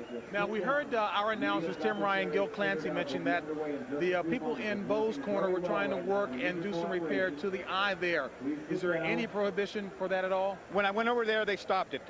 You cannot do anything. This is an official timeout. They should not be working on the eye, and if they did, we stopped them. Okay. Well, indeed, stranger things have happened, but none stranger than this. Let's go back to Tim and Gil. Thank you. I took advantage of the opportunity to work on the cuts, and as Gil astutely pointed out, immediately Emmanuel Stewart in the Holyfield corner filed an objection and got them to stop. We're almost there. If you'll find your seats, make sure you stay in them. Well, now the ring announcer, Michael Buffer, trying to get the spectators back and calm down, is promising them that the action's going to continue. Here at Caesar's Palace, we shall resume. We shall resume in just a few minutes. Please, ladies and gentlemen, find your seats. Try not to press forward. I know folks down here want to be seated again. And we'll have that underway in just a few moments. Riddick Bowe appears calm in his corner. We did see his wife Judy being escorted out. She appeared to be fine. We don't know that she was hurt in any way, although we were told that she did faint, probably from the shock of it. She was sitting apparently somewhere close, as you would expect. She would be seated near the Bowe corner, and the shock of that lunatic coming in obviously was upsetting to her and everybody else. But as far as we know, she's fine. And it is pointless to speculate from our somewhat trapped position here at ringside on how the injuries occurred to the skydiver. We will try to get some more details as the evening progresses and pass them on to you. The fight will resume, we are assured. A minute 10 gone in the 7th round was the report from Mark Ratner of the Nevada Commission. And Tim, you know, when the lunatic landed on the ropes, Bowe's back was to him, but Holyfield saw him, and Holyfield put his chin way up in the air. It would have been even a more bizarre situation if he got hit on the chin and got knocked out. Folks, take your time, find your seats. The seats are now back up in this area. We'll be underway in just a few moments. We appreciate your cooperation. Give a round of applause for this man who climbed up there to help us out. Fellow fighters are being remarkably calm here, waiting for things to continue. Holyfield just pacing slowly around the ring. Bowe standing in his corner, taking some water now. Go back to your seats. And from what we can see, again, please appreciate that we're married to our microphone lines here at ringside, and we are down the ring from where the incident occurred. From what we can see, there were no injuries to anyone other than the skydiver himself. They may have been inflicted by spectators. We don't want to confirm that. You saw the same pictures we did from our television monitor, and it appeared that that what injuries he may have suffered came from spectators who were enraged at his attempt to land in the ring here. And he very nearly accomplished his task. I mean, he was about 6 inches away from landing in the ring. He hit the top strand of the ropes. But the possibilities of a real disaster are endless when you consider there is a canopy over this ring. There are all kinds of high electric wires. There are lights. There's a great weight that could have come down had he hit that. There are, of course, hundreds of people assembled at ringside in addition to the thousands away from the ring area. Nearly 16,000 in attendance here. So we are all very fortunate, all of us here and those looking in, that we did not witness a real serious disaster here in this heavyweight championship fight at Caesars Palace in Las Vegas. We'll be underway in just a minute, ladies and gentlemen. You cooperated very nicely. The still photographers in that area on the far side of the ring near the Bowe corner have all reassembled in their boxing positions. They had to scramble as the guy landed literally in their laps after he fell back off the ropes. Folks, if you'll find your seats right here, we'll be underway in just a few minutes, please. For them, I guess, it was the ultimate photo opportunity. Go to where you were, be seated, and everyone will be very grateful. We'll be underway in just a moment. Now, ladies and gentlemen, nobody was seriously injured except for the whatever he was that came in here. Well, Michael Buffer is now telling the crowd, the ring announcer, that there were no serious injuries except an injury to the skydiver himself. Let's go to James Brown again. James? All right, Timmy, thank you very much. And I'm standing by with Rock Newman, the manager of Riddick Bowe. Rock, first of all, we did hear that Judy did pass out, Riddick's wife. What's the situation with her? Judy is pregnant, and she was overcome with emotions. This is the strangest thing I've ever seen in my life. Some kind of way or the other, it seems like when we're involved in a boxing match, you can expect the unexpected. Well, now, the obvious question is, your fighter's in the ring. He's going to continue. Is he aware that anything happened to Judy? No, he's not. He's not aware that anything happened. I'm just really disappointed because he had taken the first part of the fight. Holyfield had come back, and Riddick, just his momentum was just coming back right when all of this happened. So I'm very disappointed that this happened. Knowing your fighter like you do, what do you think it's going to have? What kind of effect on his mindset? Well, this is a strange set of circumstances I don't think anyone has ever had to deal with before. I'm just hoping that he's able to get back in and focus. I got to run, James. All right, back to Tim and Gil. All right. Well, we are back to boxing here in the 7th round. 110 was gone when the skydiver arrived. And again, just to reiterate that Riddick Bowe, who had suffered 2 cuts in the previous round, had them attended to during the timeout. And we'll see if that has been an aid to him or whether Holyfield will be able to reopen them, because it certainly was appearing to be a factor in the fight.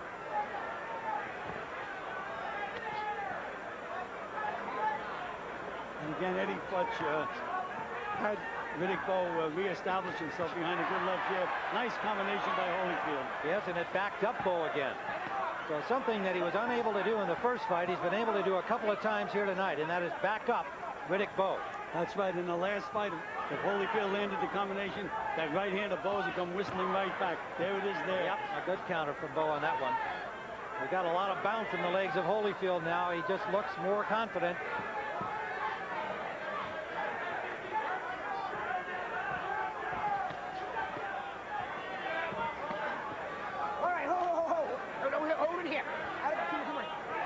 Holyfield bullying Bowe back into the ropes. We're into the final 30 seconds of round 7. A good left from Holyfield. and a good right before that, Tim. Two good solid punches. But again, he throws the combination, and he steps straight back, and that's when Bowe is effective. Final seconds of round number 7. So we have finally completed round 7 after the long delay with this bizarre occurrence. Skydiver attempting to land in the ring. Now, this is on videotape a few minutes ago. This is Judy Bowe, and she is being taken away on the stretcher in an ambulance. As far as we know, she is all right. But remember, she is pregnant, expecting their 4th child, and the shock of what occurred at ringside, we are told that she did faint, but you saw her leaving under her own power initially, and then I think for precautionary reasons they have taken her away now in an ambulance, and so she will be well attended to. Riddick Bowe, as you heard Rock Newman indicate, doesn't know of these circumstances. Do what? Okay, no. We're going to take this belt, baby. Take the belt back home and be at church tomorrow. That's it. Take it back. Emmanuel Stewart saying, take the belt back home. Boys, they'll shoot you 1-2-1. We're into round number 8.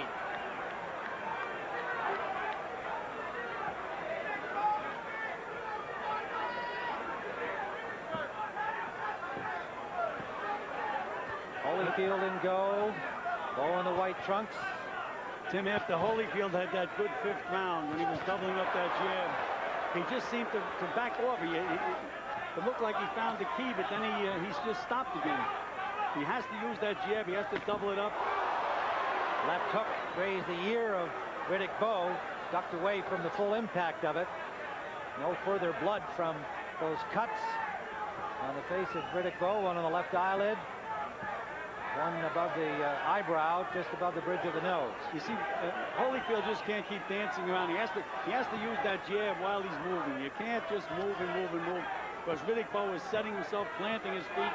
He's going to land a couple of good solid punches unless he's kept a little bit off balance.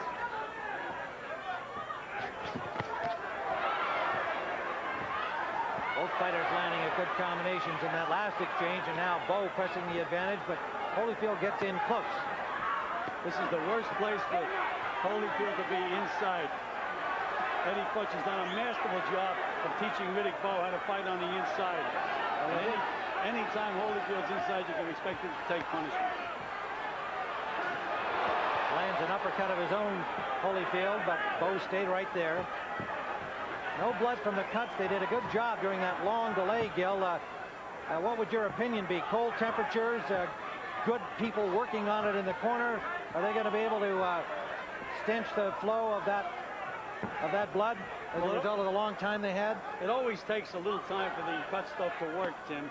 And they had put it on in the earlier rounds. And again, they worked on it more, and it's finally taken hold. And now that we're just seeing some blood again, having just spoken about it, we're now seeing some blood from that cut near the bridge of his nose. A good combination from Holyfield. Again, you see that? That gives Holyfield a lot more confidence when he sees that blood coming from Riddick Bowe. And you can see as soon as he saw it, he stepped right in and became a new man again.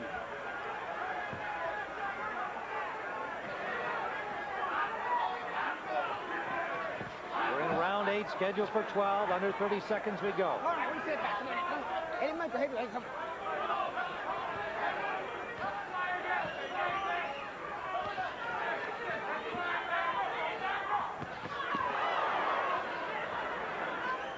Bowe again countering well, a combination landed by Holyfield, but a solid right from Riddick Bowe, and another good combination from Holyfield. Holyfield fighting with much more pep and confidence. Bowe firing back, and again they have extra blows after the bell. Go around, baby. We put it on ahead. Go around.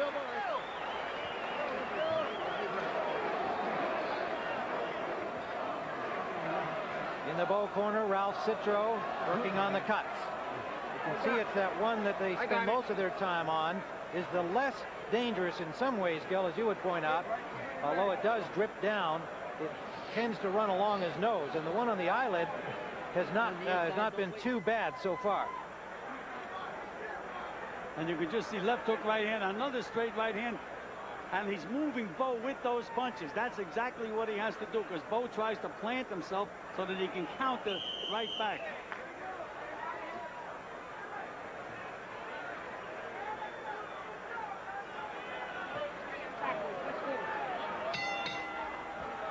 Round number 9. On my scorecard, a very close fight at this point. Gil, how do you see it through 8? I have Holyfield slightly ahead, Tim. I gave him a 10-8 round in that 1 round. All right, well, that would be the difference. I've got them even. I didn't give them the 10-8, but I've got them 4 rounds apiece through 8. In the 9th. I've been around that New York scoring where Commissioner Gordon likes you to use that extra point if a guy really has a dominant round. Don't know that that happens as frequently here in Nevada. No, it usually doesn't, Tim, but Bowe has got Holyfield wobbled. He landed a right that appeared to be harmless, but there was more on it than it appeared.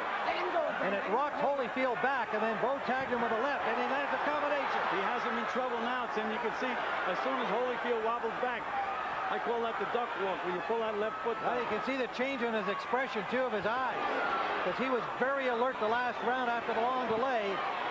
Bowe has got Holyfield in some trouble here. Get back. Come on, come on. And Holyfield backing up. First time he's done that in the last 3 rounds. You can see Riddick working behind that left jab, and that's exactly what he has to do. Cuffing left from Bowe. And a good left jab. Holyfield is forgetting all about a left jab now. There's no jab. And that was his most effective punch in the fight. Bowe is finding opportunities, openings now, and making the best of them. Punch out. And again, he has Holyfield exactly where he wants him. On the inside. Look at those punches, short punches by Bowe. Tough body shot. And Holyfield, again, as we talked at the beginning of the fight, the instincts take over, Gil. He's a warrior, and he stands and bangs in circumstances where he should not be there for Bowe to hit him. Punch out, 2 rounds of 3, come on.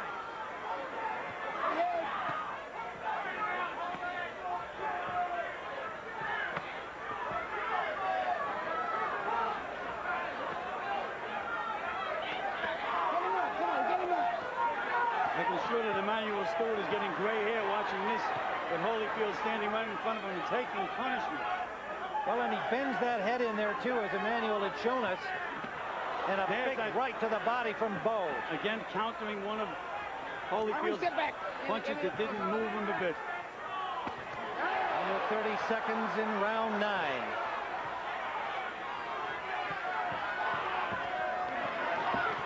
Oh, Bowe went for the home run there, and Holyfield just ducked away from it.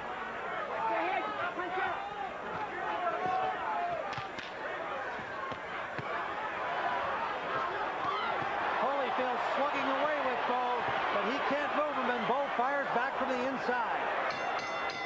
And again, late blows from both fighters at the end of round 9. No, Bowe got the best of that exchange after the bell. He landed 2 solid punches after the bell. Hey, come on, Milton. We got to go from here. That's a big round, we're in going now. my view, for Riddick Bowe. 10th round, baby. We got to go. These got to take all of these rounds here. You got the belt. You got to win these 9 minutes, okay? We've got to go this round. You can beat him either way, but you got to let the punches go now. Whether you're boxing or slugging, but let him go off. We hesitate a little bit more, okay? Let him go. Let him go, because if he go with you, he gonna get tighter than you are. He's a big man.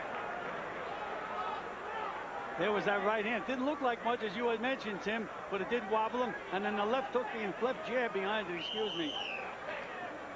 It did. It was. It had more on it when it arrived than it appeared to because of the length of the punch. But you could see he knocked Holyfield back and followed up with another flurry of punches that had Holyfield in some trouble. We're into the 10th. 10 rounds for the heavyweight championship of the world. Riddick Bowe. And Evander Holyfield trying to regain the crown he lost a year ago to Bowe. And you can see those fast hands of Riddick Bowe on the inside. Puts those punches together real well.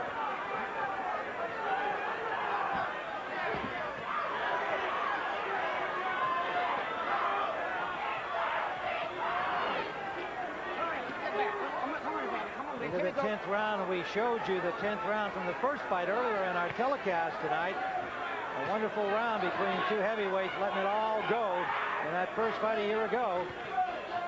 We're into the 10th here again. Again, Holyfield is back to the one jab. He has to double up that jab to be effective. He can't throw one jab. And to the right hand down the pipe. There's a little blood from that cut again over the bridge of the nose of Bowe.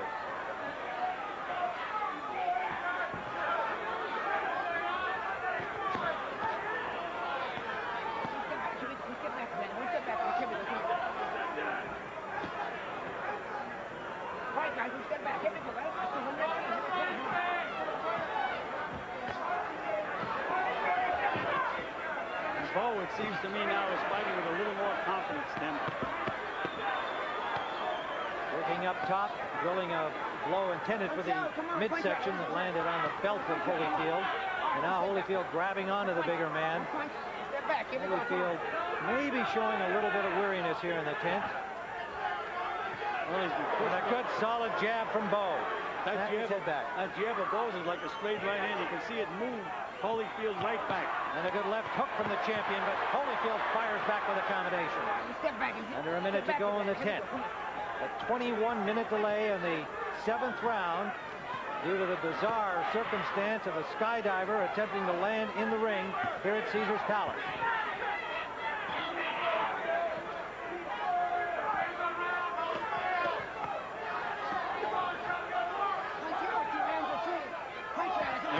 I could see Bowe setting Holyfield up for that right uppercut. Very clever on the inside, Riddick Bowe. Under 30 seconds we go. Good combination from Holyfield. They both missed home run balls, Tim. Both of them.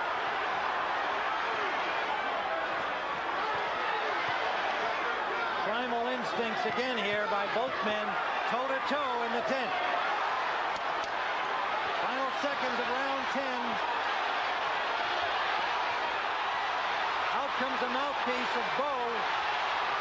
Holyfield with a flurry at the end.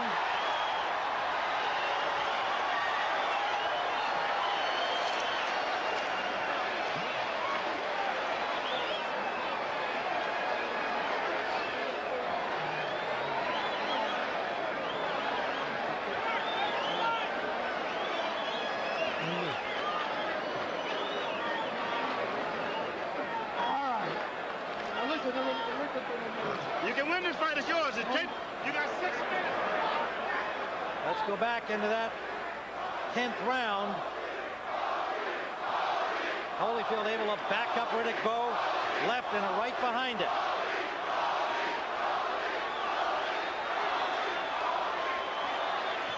Left hook, out comes the mouthpiece. That was after that good right hand by Holyfield a few seconds earlier. Good round for Holyfield, and this fight, at least the way I see it, Gil, is going to be decided in these last 2 rounds.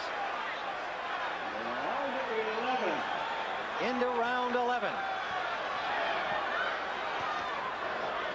Now is when Holyfield should really, instead of warring, now Holyfield should start boxing, using his smarts, using his legs.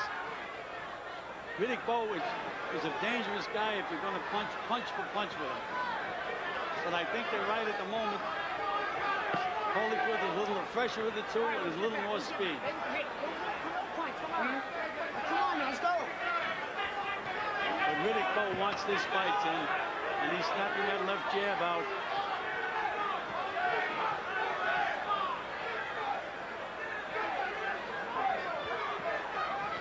I'd like to see Riddick Bowe double up that left jab. I really think he could do a job with that left jab, the punishing jab that he has. There's a counter back from Bowe again.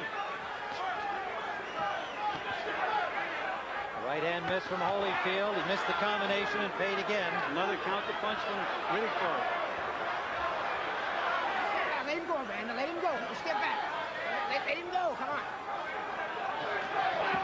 Looked to me as if all of a sudden Evander Holyfield started to lose his legs or whatever, right up against these ropes over here. Yes, he did. Even in round 10, Gil, it appeared that he had tired some, and he's looking more to kind of lean on Bowe in this round.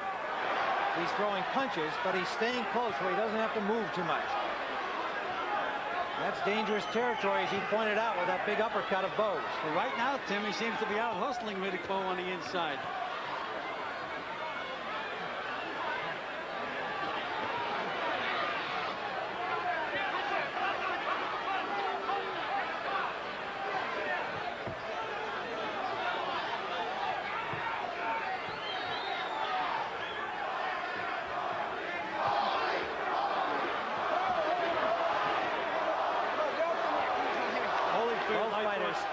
Stole that last round with that last flurry, and he may try to do it again at the end of this round.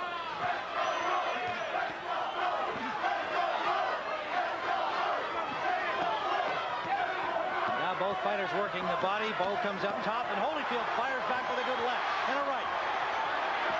And he is moving Bowe with those punches, Tim. He's actually moving Bowe back. A big right hand by Holyfield, left hook.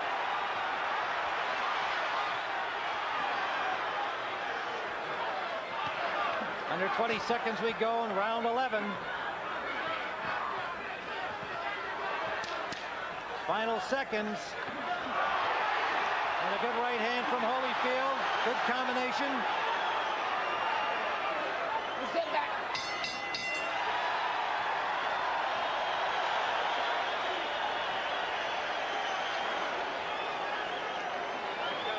Holyfield looks tired in the corner, but he was effective. Here's Riddick Bowe being attended to. Feel up a little too straight. That's like trying to get him with those shots.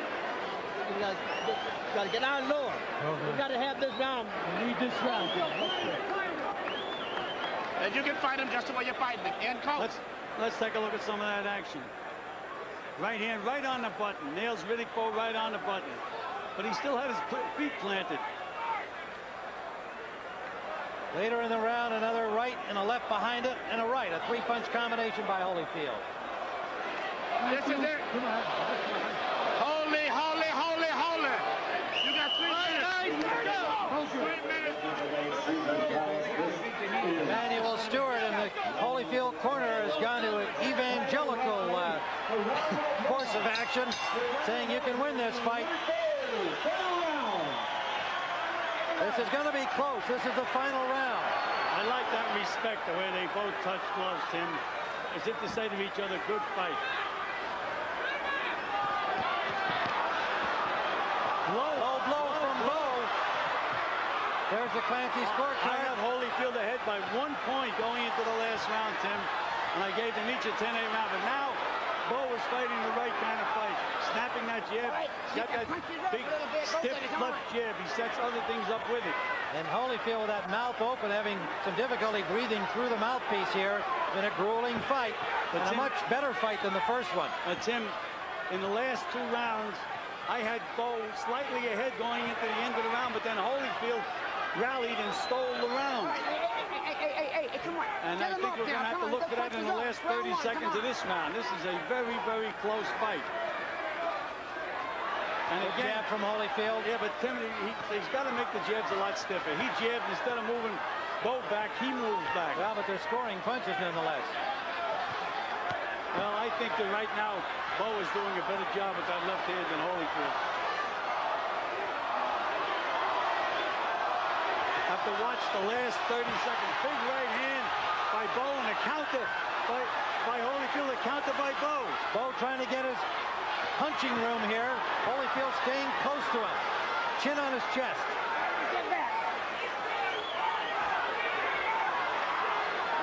Bowe got a little hurt in that last exchange, Tim. He really is going to have to suck it up to get through this round. Trying to push the big man away, and Bowe is trying to load up on the right hand. There's that counter right hand. Again, when Holyfield doesn't move him, he counters right back. And there goes a mouthpiece. Final minute of the fight. Bowe lands a sharp left. Bowe with a right hand lead. He wants to keep that title, Tim. And right now, Bowe banging to the body. Holyfield didn't throw a punch in the last 20 seconds, and he misses on that one. Now he lands a short left. 30 seconds to go. Time is called. Over here.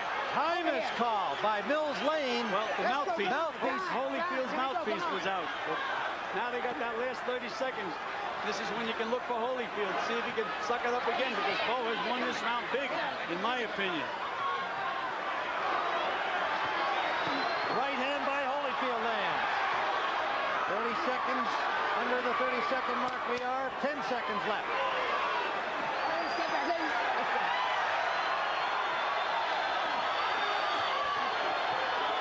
Toe-to-toe in the final seconds.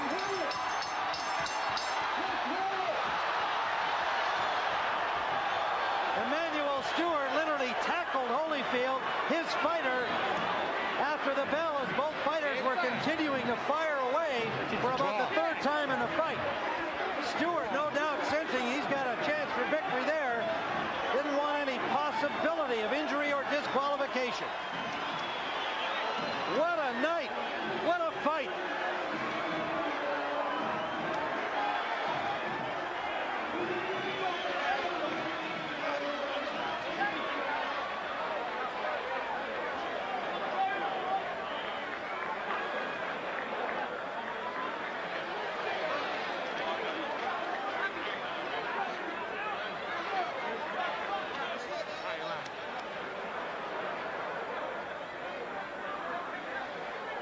Big right hand by Holyfield. He's really trying in there, Tim. But this is a brawl at the moment. There's nothing artistic about this. This is just two big hearts firing at each other. Take another look. There's that stiff jab and a right hand counter by Evander Holyfield. Solid punch. Well, even forgetting the skydiver, this has been a much more dramatic and exciting fight than the first one. And Evander Holyfield, again, proving he can go the distance with the big guy. Now they're trying to get at each other as the blows were struck by both fighters after the bell. Mills Lane trying to stop them, and then Emmanuel Stewart there came in and literally tackled his man Holyfield. I'm sure thinking, first of all, let's not have an injury when the fight's over, and let's not allow any possibility for a disqualification. Well, we had more than everything in this championship fight. Gil, how do you have your final score for the fight? We'll come back and get yours. Let's go to Michael Buffer. Scorecards. Chuck Jampa scores the bout. 114. 114. He has it even. Patricia Jarman scores the bout. 115 to 114. Jerry Roth scores it 115 to 113 for the winner by majority decision.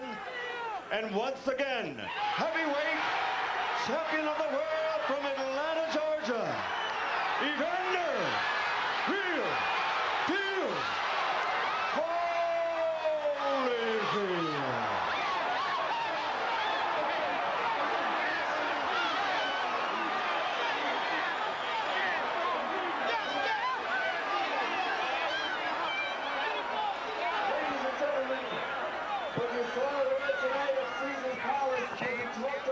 For years and years, we appreciate the way you handled yourselves with the problem that we had, but never been wrong. You saw a great heavyweight battle. Let's hear it for both Riddick Bowe and Evander Holyfield.